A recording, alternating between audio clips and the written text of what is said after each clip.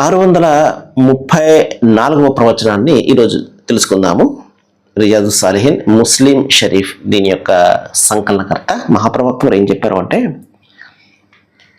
మృదుత్వాన్ని గురించి చెప్తూ, దైవము మృదు స్వభావి అంటే వెంటనే ప్రతీకారం ఆయన, లేకపోతే వెంటనే రిజల్ట్, అరే ఈ మనిషి నన్ను వ్యతిరేకిస్తున్నాడు కదా అని చెప్పేసి వెంటనే అతనికి ఏదైనా చేయడము, ఆ విధంగా చేయడు. అది మనుషులు చేస్తారు ఆ విధంగా. ఉదాహరణకు మనము పెట్టేది తింటూ ఉండి మనకు వ్యతిరేకంగా ఎవరైనా ప్రవర్తించారనుకోండి, వెంటనే మనం దానికి రియాక్షన్ చేస్తాం. ఏది అతనికి ఇవ్వడం ఆప్ చేయడమో, లేకపోతే ఏదో ఒకటి చెప్పడమో చేస్తాం. ఎందుకంటే మనం మనుషులం కాబట్టి. కానీ దైవము ఈ బలహీనతలకు అతీతుడు కదా.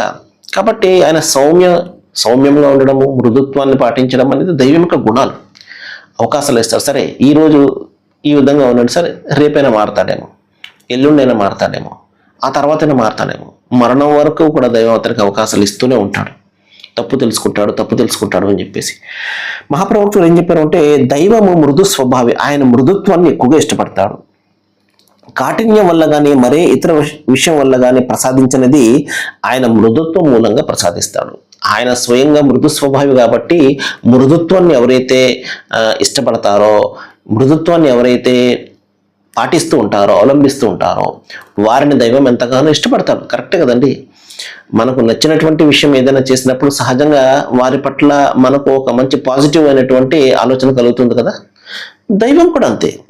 ఏవైతే ఆయన చెప్పినటువంటి మాట వింటూ ఉన్నప్పుడు, ఆయనకు ఏవైతే గుణాలు ఉన్నాయో ఆ గుణాలు మనిషి కూడా దాన్ని పుణికి పుచ్చుకుని ఆ విధంగా అతను ప్రవర్తిస్తూ ఉన్నప్పుడు సహజంగా దైవానికి సంతోషం కలుగుతుంది కదా. అదే మహాప్రవక్త వారు చెప్పారు. ఏం చెప్పారు అంటే, ఆయన మృదుత్వాన్ని ఎంతగా ఇష్టపడతాడు అంటే,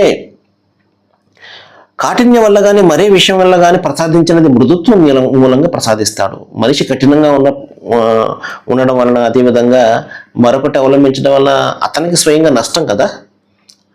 ఆ విధంగా చేసినప్పుడు ఏదైతే ఆయన ఇస్తాడో దానికంటే ఏదైతే మృదుత్వం మూలంగా ఏదైతే ఉంటుందో దానికి ఆయన ఎక్కువగా ఇస్తాడు అని చెప్పేసి అర్థం. అంటే దైవము చాలా రకాలైన అనుగ్రహాలు ఇస్తాడు.